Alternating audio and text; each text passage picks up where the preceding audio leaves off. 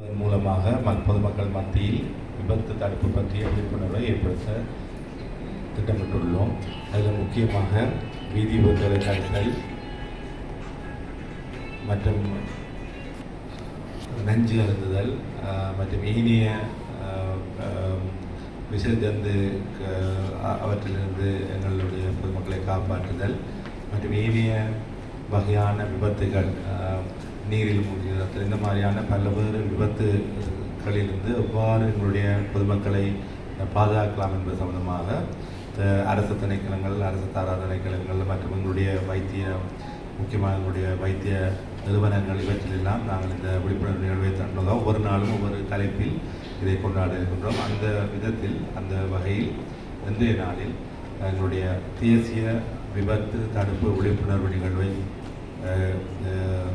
விபத்து சம்பந்தமான விழிப்புணர்வை எங்களுடைய பிராந்திய சுகாதார பணிமனையில் நடத்துவதற்காக எங்களுடைய தொற்றா நோய்களுக்கு பொறுப்பான பிராந்திய பொறுப்பு வைத்திய அதிகாரி டாக்டர் உதயசன் ஐயா அவர்கள் முன் வந்திருக்கின்றார்.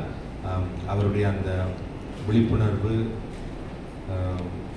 நிகழ்வுகளை தொடர்ந்து நாங்கள் இன்றைய வாரம் இந்த நிகழ்வுக்காக தொடங்கி வருகின்ற வெள்ளிக்கிழமை வரையும் இது எல்லா எங்களுடைய பிராந்திய சுகாதார பணிமனைப்பட்ட எல்லா நிறுவனங்களிலும் நடக்கும் என்பதை தெரிவித்துக் கொண்டு இந்த நிகழ்வுக்கு வர இருந்திருக்கின்ற எங்களுடைய சகல உத்தியோகத்தர்களையும் வரவேற்று அதை மாவட்டம் இவற்றையெல்லாம் உங்களை உடைக்க வந்தவை அல்ல, உங்களை செதுக்க.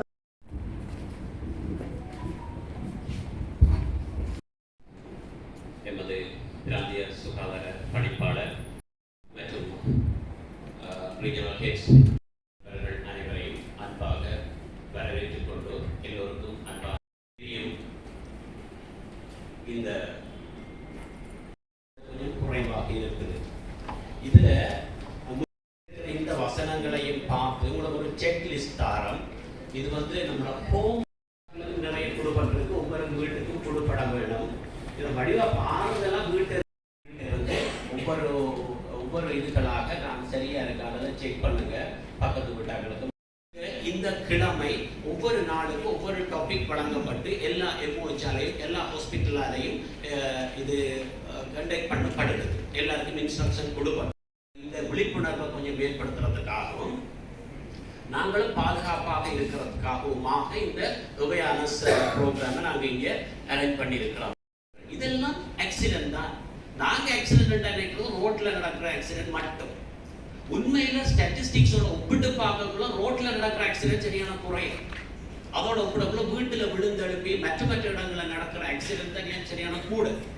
அந்த ஆக்சிடென்டால வர இன்ஜரி என்றா என்ன, ஆக்சிடென்ட் என்றா என்ன, இன்னும் எங்களுக்கு சரியான சொல் பிரயோகங்கள் சரியாக தெரியாம இருக்கு.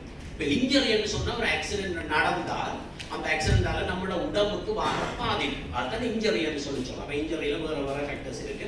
ஆக்சிடென்ட் என்று சொல்றது வீதியில நடக்கிற ஆக்சிடென்டா இருக்கலாம், வீட்டுல நடக்கிற ஆக்சிடென்டா இருக்கலாம், ஸ்கூல்ல நடக்கிற ஆக்சிடென்டா இருக்கலாம், ஃபேக்டரியில எங்கேயாவது சரி, எந்த இடத்துலையும் நடக்கும். அப்ப எல்லா ஆக்சிடென்டையும் சேர்த்து தான் நாங்க விபத்துகள் ஆக்சிடென்ட் சொல்றோம். நம்ம நினைக்கிற மாதிரி ரோட்ல நடக்கிற ஆக்சிடென்ட் மட்டும் இல்லை.